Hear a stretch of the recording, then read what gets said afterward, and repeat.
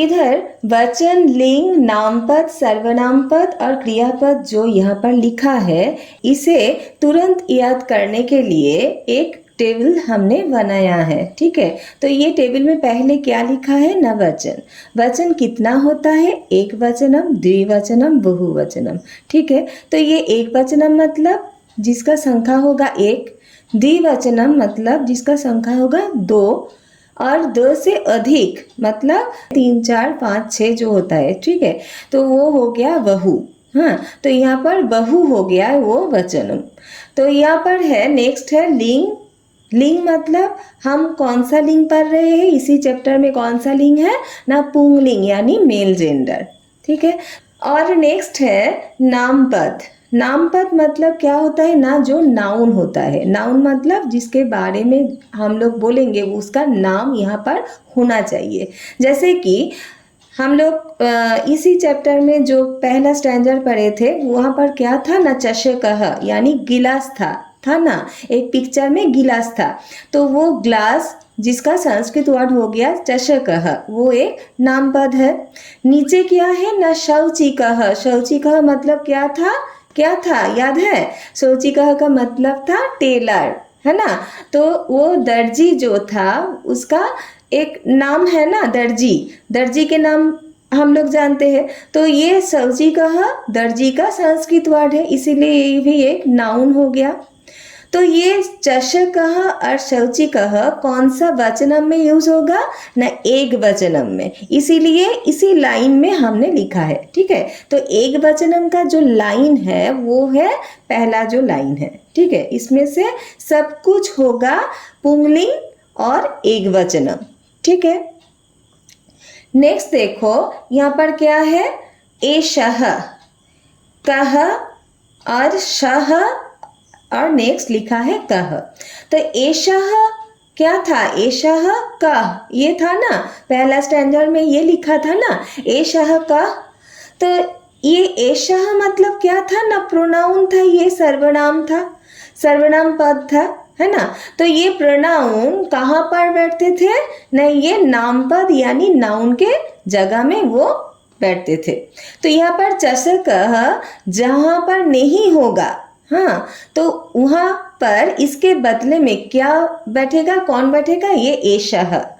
ठीक है, जहाँ पर एक वचनम होगा वही एक वचनम में चषकः के बारे में बोला जाएगा, वहाँ पर चषकः के बदले में यानी गिलास के बदले में, वहाँ पर गिलास नहीं लिखा जाएगा, लेकिन गिलास शब्द के बदले में यानी चषकः जो शब्द है उसी शब्द के बदले में कौन आएगा ना? एषः, उसकी जगह क्या करने के लिए? भर्ती करने के लिए। ठीक है, नेक्स्ट क्या है? देखो शौचिकः। शौचिकः का बदले में कौन आएगा? इसी तरीके से न शः। तो शः शौचिकः था, है ना? तो शः शौचिकः अस्ति था। तो यहाँ पर शः शौचिकः जो है, तो ये शः क्या था ना? ये ही और सी बोला था, यहाँ पर होगा। तो यहाँ पर क्या होगा ना? ये जो पुंगलिंग है, पुंगलिंग के जगह में क्या होता है ना? ही होता है। तो ये मेल जेंडर है, इसीलिए शौचिकः भी एक मेल है।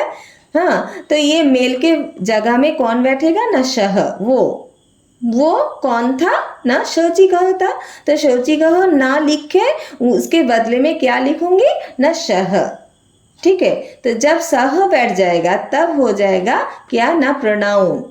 प्रोनाउन यानी सर्वनाम पद। नेक्स्ट देखो क्या है ना? क्रियापद। क्रियापद किसका क्रियापद ना? ये एक वचनम पुंगलिंग का जो क्रियापद है उसके बारे में पढ़ेंगे। तो क्रियापद एक वचनम पुंगलिंग का जो क्रियापद होता है वो क्या होता है? क्रियापद का इंग्लिश क्या है ना? वर्ब। ठीक है, तो यहाँ पर वर्ब क्या क्या है? वर्ब का काम क्या होता है? कुछ करना, है ना? कुछ काम करना। तो यहाँ पर क्या क्या काम किए थे वो ना? पहले स्टैंडर्ड में हम लोग देखे थे कि चषकः और क्या था? शौचिकः जो नाउन था वहाँ पर वर्ब है। ठीक है, उसी लाइन में। तो यहाँ पर क्या है ना? करती। करती मतलब क्या था? शौचिकः करती। शौचिकः कर रहा है। क्या कर रहा है? वो सिलाई कर रहा था, इसीलिए ये भी एक भार्ब हो गया सिबती, है ना। तो सिबती का मतलब क्या हो गया ना, सिलाई करना। ताहले सची कहा क्या करती, सिबती सिलाई करता था। तो इसीलिए यहाँ पर भी एक भार्ब है, वो क्या है ना, खेलती। सोची कहो क्या खेल रहे हैं, ये पूछा था ना वो पहला स्टैंडर्ड में, तो ये खेलती भी एक भार्ब हो गया, है ना, प्लेइंग। तो एक वचनम में जहां जहां ये सर्वनाम है, क्रियापद है, वो कौन सा फॉर्मूला यूज करेगा, हाँ, तो यहाँ पर लिखा है, ठीक है। सिर्फ इस लाइन को फॉलो करना। नेक्स्ट देखो द्विवचनम है। द्विवचनम मतलब कितना होता है संख्या में, 2 होता है ना। तो द्विवचनम में पुंलिंग का क्या होता है, यहाँ पर पुंलिंग में जो नाम पद यानी नाउन होता है उसका नाम क्या क्या है, शुनकौ, वलिवर्दौ, ठीक है। तो यहाँ पर शुनकौ का मतलब क्या था, क्या पढ़े थे। शुनकौ का शब्द का मीनिंग क्या था, वो क्या था, कुत्ते, ठीक है। कितना कुत्ते थे, द्विवचनम में है, इसीलिए द्विवचनम का मतलब कौन सा संख्या होगा, कितना संख्या होगा ना, 2 होगा। तो 2 होगा तो यहाँ पर सुनो कहो भी कुत्ते 2 ही होगा, है ना। वलिवर्दो का मीनिंग क्या था, बुल, है ना, क्या था वहां पर, बुल। तो बुल कितना था, वो बुल कितना था, द्विवचनम में है, इसीलिए द्विवचनम में क्या होता है, संख्या 2 होता है। तो बुल भी हो गया यहाँ पर 2, इसीलिए जहां पर 2 होगा उसका फॉर्मूला क्या होगा, सुनकौ हो जाएगा। यहाँ पर औ के मात्रा लगेगा लास्ट में, ठीक है। तो शब्द के एंड में क्या लगेगा, औ के मात्रा। वलिवर्दो जो होता है वो वलिवर्दो के एंड में क्या होगा, औ के मात्रा लगेगा, ठीक है। जहां पर औ के मात्रा लगेगा वो हो जाएगा द्विवचनम, और यहाँ पर पुंलिंग होता है, ठीक है। नेक्स्ट देखो पास में क्या लिखा है, ये सर्वनाम का नीचे है।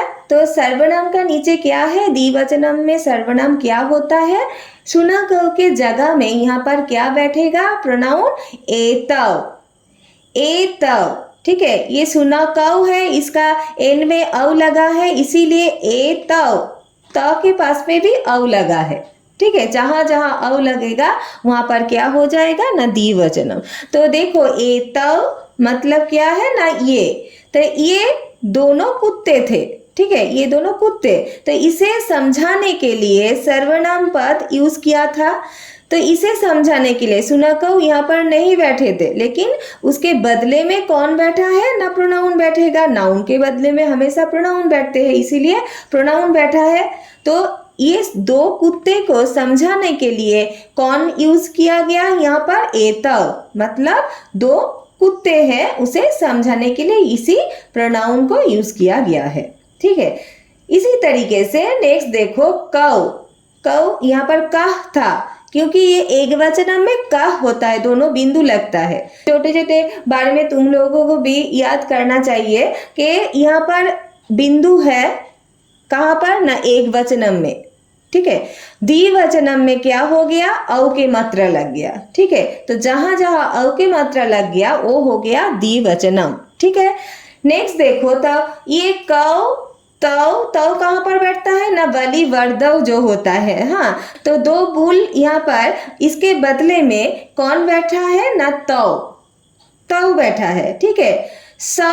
उसके बाद होता है तौ, तो ये कौन सा वचनम में हो गया ना, द्विवचनम में, ठीक है।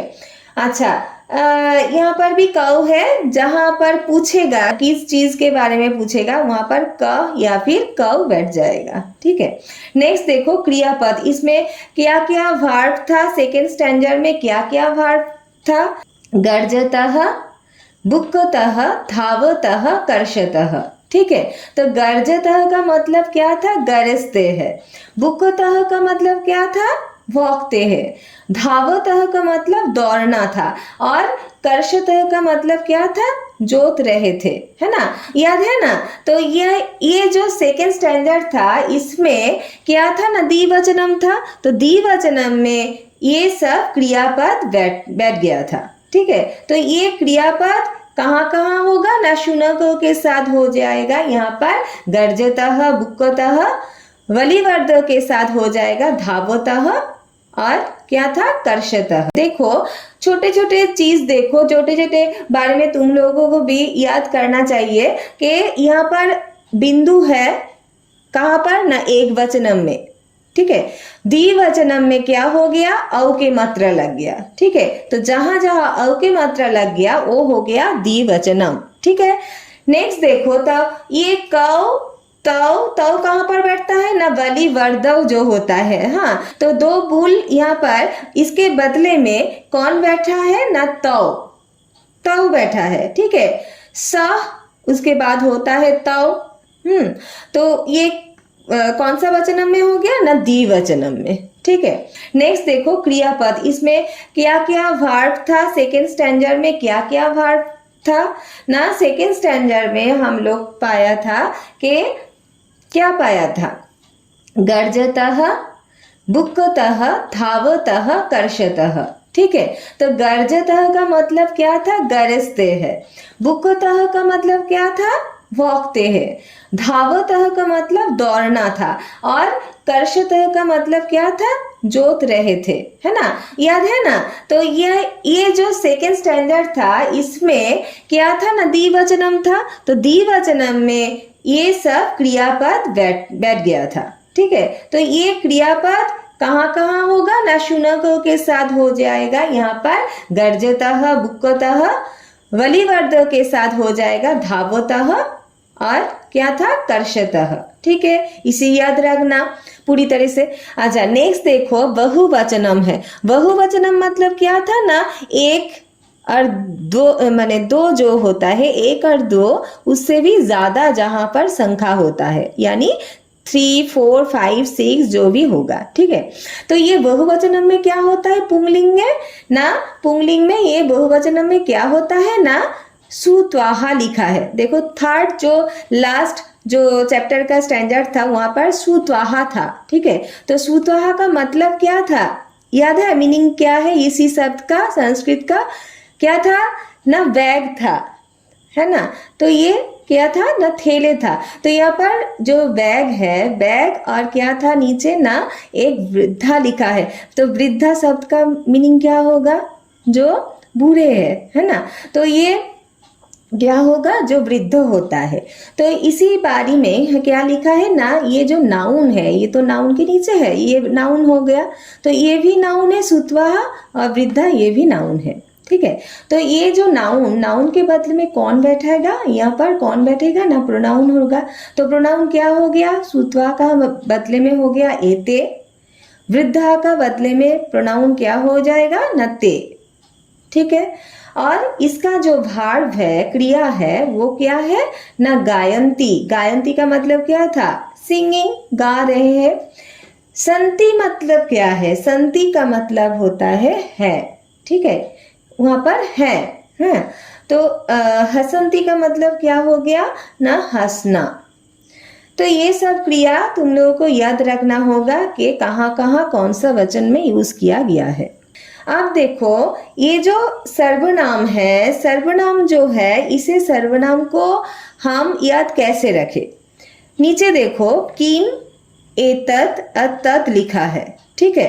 तो किम का मतलब है क्या, एतत् जो होता है, एतत् का मतलब होता है कि ना, एतत् का मतलब होता है कोई दिस या फिर दोस जो होता है, ठीक है, ये होता है। तो तत् का मतलब क्या होगा ना, ही और सी। यहाँ पर ही होगा क्योंकि ये ही के ऊपर टिक मार्क है, देखो राइट टिक है, क्योंकि ये पुंगलिंग के बारे में बोला गया है, इसीलिए ही होगा।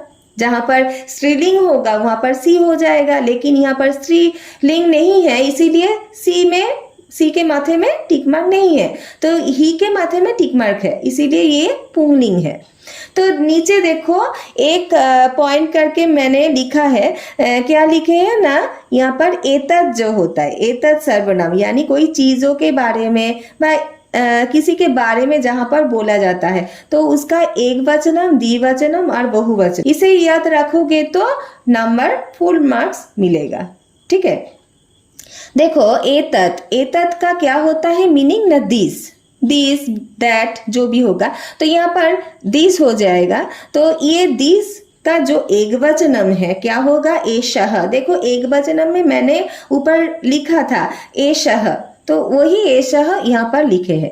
तो एषः नेक्स्ट क्या होता है, द्विवचनम में ऊपर एतव, जहां पर ए होगा ना वो एतत् का रूप लेगा, जहां पर शुरू से ए हो जाएगा वो एतत् का रूप लेगा, ठीक है, इसे याद रखना। तो एतत् जो है वहां पर ए आ जाएगा पहले, एषः, एतव, एते, ठीक है। वैसे ही देखो तत् जो है यहाँ पर ए है, इसे हटा दो तो क्या हो जाएगा, इसे जब हटाओगे तब क्या हो जाएगा ना, ये तत् खाली रह जाएगा। तो तत् जो है तत् का क्या होगा रूप, इसी तरीके से एकवचनम, द्विवचनम और बहुवचनम में ना शह, तो ते। देखो ऊपर जो ए है इसे हटा दो, इसे हटाने से क्या होगा ना, ये जो स है ये नीचे लिखा है, ये जो तो है इसे भी नीचे लिखा है, ये जो ते है इसे भी नीचे लिखा है, ठीक है। तो क्या याद रखना होगा ना, ये ए बैठेगा तो पहले ए सभी में बैठेगा, ठीक है। ए हट जाएगा तो क्या होगा ना, ये तत् आ जाएगा, तत् से क्या होगा ना, लास्ट में जो वर्ड है, लास्ट में जो वर्ण है, सॉरी लास्ट में जो वर्ण है वो क्या है ना, स, तो वो स, तव और ते ये बैठ जाएगा यहाँ पर, ठीक है। कितना आसान है ना ये। देखो किम क्या है, और एक चीज है, देखो एषः जब होगा तब ये स है, प्लेन स है, लेकिन इसका स्पेलिंग जो होता है एषः में वो उसमें बदलाव आ जाएगा। हाँ क्या ना, ये चेंज हो गया, क्या चेंज हो गया ना, ये जो स था प्लेन स यहाँ पर पेट काटा सा हो जाएगा। हाँ तो क्यों होगा, क्योंकि इसके पहले आ गया कौन ना, ये ए, ठीक है। तो ए जहां पर लगेगा वहां पर ये स के बदले में, प्लेन स के बदले में कौन सा स आएगा ना, पेट काटा स, ठीक है, इसे याद रखना, बाकी सब सेम ही है। नेक्स्ट देखो कीम, कीम का मतलब क्या होता है, व्हाट यानी हु, और भी होता है व्हाट, हु, हुम, जो भी होगा यहाँ पर कीम का फॉर्मूला यूज किया जाएगा। तो एक एक लाइन में जैसे कि विभक्ति होता है ना, वो बाद में हम पढ़ाएंगे। तो विभक्ति में माने सप्तमी तक विभक्ति होता है, सात विभक्ति होता है, सात विभक्ति का फॉर्मूला भी है, उसे भी याद करना होगा संस्कृत में। तो इतना हार्ड नहीं है संस्कृत, तुम लोग जैसे समझते हो तो इतना हार्ड नहीं है, ठीक से समझोगे तो आसान हो जाएगा, ठीक है। तो किम क्या है ना, क, कव और के, ठीक है। तो यहाँ पर क मतलब एक वचन में होता है क, यहाँ पर लिखा है देखो कह, ठीक है। नीचे द्विवचनम था यहाँ पर कव, और नीचे बहुवचनम था यहाँ पर के, ठीक है। तो यहाँ पर क, कव और के हो गया। ये टेबल को फॉलो करने से क्या हो जाएगा ना, समझ जाओगे कि पुल्लिंग का एक वचनम में क्या बैठता है, कौन नाउन है, कौन सर्वनाम यानी प्रोनाउन होता है, कौन वर्ब होता है, ठीक है। नेक्स्ट वीडियो में तो ये जो चैप्टर है, इसी चैप्टर का जो क्वेश्चन होगा वो क्वेश्चन को सॉल्व करेंगे, ठीक है, नेक्स्ट वीडियो में।